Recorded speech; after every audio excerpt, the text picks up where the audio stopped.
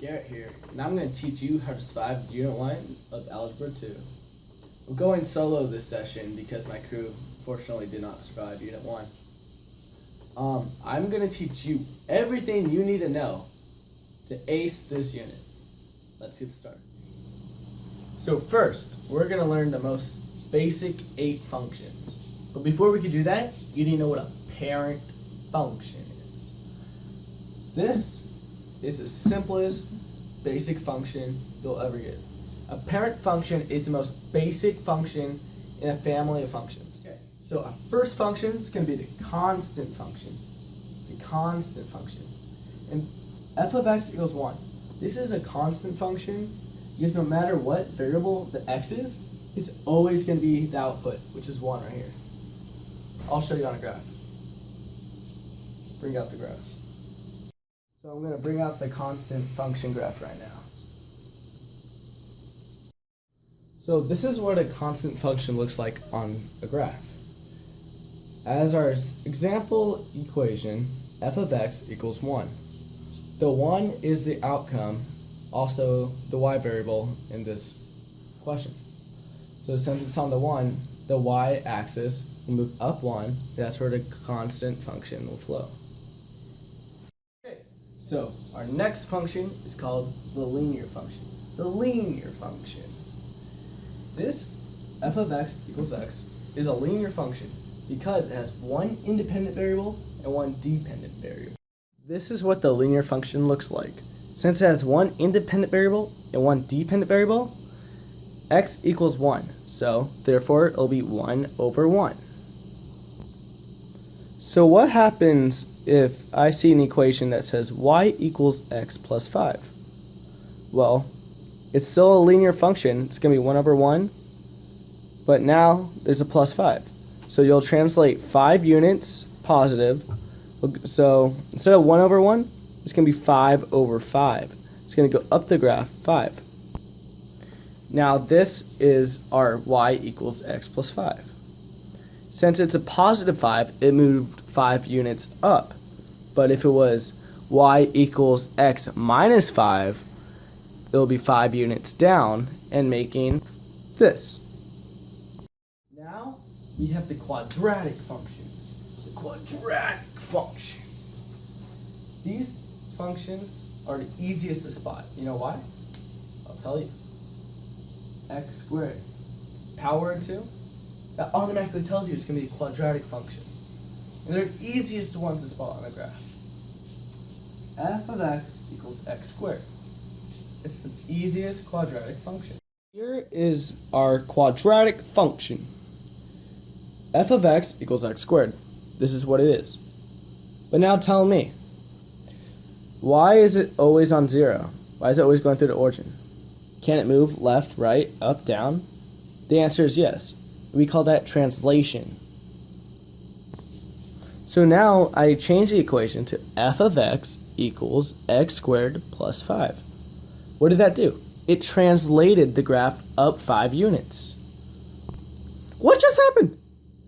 Oh, that's right. Now it's f of x equals x squared minus 5 units. So now it's going to be a negative 5. But what if I want to translate it left and right? Let's see. So now I translated the graph left. And through that, you have the f of x equals. Now, inside the parentheses, instead of just having x, you're going to have x plus 5. If it's a positive number, it's going to move to the left of the graph, like how this one did. And if it's a negative number, it's going to move to the right. So here, f of x equals x plus 5, parentheses, squared. That moves the graph to the left. Now it's an x minus 5 in the parentheses. That moves it to the right. Look how easy that is. Okay, rolling on through. Let's go. Now we have the... what function is this? I don't know. Let's look at the equation. F of x equals... Wait, what the heck are these 2 bars? Wait. Doesn't this seem familiar? The 2 bars, what does it mean? It means something like, no matter what's in it, it always stays positive? Yeah, that's right. What's that called again? It's called, oh, it's, okay. Bam. There we go. It's the absolute value function. Ta-da. Now, how do we know this is the absolute value function? Sure. It's because it's the absolute value in it, in the equation. It's the absolute value function. Now, what does this look like on a graph? Well, absolute value function, it's the distance from 0 on a number line. So it should look like a V. Let's get on to it. So this is what the absolute value function looks like on a graph. See how it's going 1 over 1 and negative 1 over 1? That's because it's a V shape. That's absolute value. Now we already know how to move a graph up, left, right, and down. Now I'm going to teach you two new words called vertical stretch and vertical shrink. This is the vertical stretch. Why is this a vertical stretch? It's because vertical stretch makes the graph narrower. And for this example, I put f of x equals 3, then the absolute value x, and then the end the absolute value. This makes it narrower and is also a whole number. Now, here we have vertical shrink. I'm shrinking. Okay, this is a vertical shrink because it's making the graph wider. This is always a value between negative 1 and 1, and it's a fraction or a decimal. So, a quick way to remember vertical stretch and vertical shrink.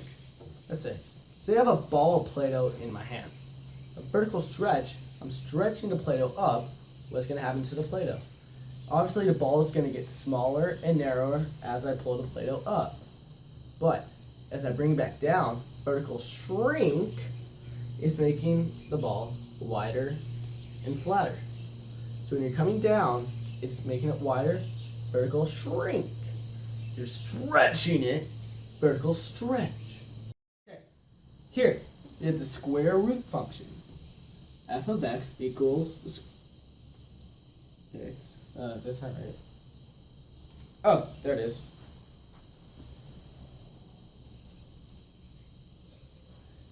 Square root function. F of x equals square root of x. Now, what can this possibly look like on a graph if I'm graphing a square root function?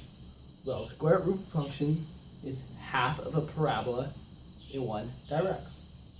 So this is what our square root function looks like on the graph. See how it's going in one vertical direction? I could still translate the graph left, right, up, down. I could shrink it and I could stretch it. Alright, so now we have the exponential function. Exponential function. F of x equals b to the x. Now, this is a special kind of function. It's a function whose value is constantly raised to the power of the argument. I'll show you on the graph. Let's go! So this is our exponential function on a graph. So you see how it's going straight up, but not fluently? It's because it's exponential. Remember how we had f of x equals b to the x. Now, if b is between 0 and 1, it's exponential decay. And if it's greater than 1, it's exponential growth. Okay, now we have the cubed function. Cubed function, f of x equals x cubed. The cubed function is defined by a polynomial of the third degree. So here's an example of the cubed function. The cubed function looks like this. F of x equals x cubed. See how it's going 1 over 1 and also negative 1 over negative 1. This is what the cubed function looks like. Okay, so very last function. We got this, okay? It's a reciprocal function. F of x equals 1 over x. This one looks the coolest because it shows the opposites within the graph. One going like this, and one going like this, one going like this, one going like this, one going like this, one going like this. It's really cool. Okay, our last graph for today. This is the reciprocal function of f of x equals 1 over x. You can see how the opposites are coming in. It is not touching the x-axis or touching the y-axis. It never does. Now we know all 8 basic parent functions. We have the constant, linear, quadratic, absolute value, square root, exponential, cubed, and reciprocal functions. We also know how to translate them vertically, horizontally. You know how to stretch them and shrink them. Now, we're almost done with Unit 1. Okay, this is the last part of the unit. So, we want to see a movie, okay? And the total revenue for that movie was $2,318. And there was 282 tickets sold, okay? And there was 54 more adult tickets sold than non-ASB tickets. And we know that there's $5 for an ASB ticket, non-ASB ticket is $7, and adults are $10. Well, how are we supposed to figure this out? We use a 3-step system, variable system, that also includes elimination and substitution. So now I made 3 equations based on our questions. X plus Y plus Z equals 282, which is the number of tickets sold. We also know that there are 57 more adult tickets than non-ASB tickets sold. And then the third one, we know that the total revenue has to come out to $2,318. For the first part, to solve this question and find out everything else, we need to start with a system called substitution. So in substitution, we're going to plug in the second equation into the first equation. See, z equal to z, so we're bringing everything in and plugging it in. There's going to be no more z. It's going to turn out to be this equation, which will simplify into 2y plus x equals 225. Now, this will be the first part of our second equation total. Now we'll solve the second one using the second question and the third question. Now we must do elimination to solve this. Now that we did the elimination, we can now combine this equation with our first one and do elimination again. And once we solve this, we will find out our y. So the y equals 89, which means there's 89 tickets sold, and if you times that by the 7, it will be $623 in the revenue. Knowing the 89 tickets sold, we can plug this in with our adult equation because there's 57 more adult tickets than non-ASB tickets. And so that turns out to be $146 tickets, adults, which can equal to $1,460 in revenue. Now, adding the adult revenue plus the non-ASB revenue equals a total of $2,083, which we could subtract from the total revenue, which is $2,318, which should equal our ASB total revenue, which is $235. From here on out, we can divide it by 5 and find out the number of ASB tickets sold. There were 47 ASB tickets sold, so now we can double check our work,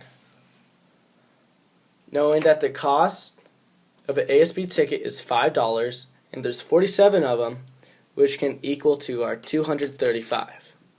Now, if we add 235 plus the 623 and the 1460, we should get a total of the 2,318. Now, what if we want to check it just to make sure again? Total tickets, 282.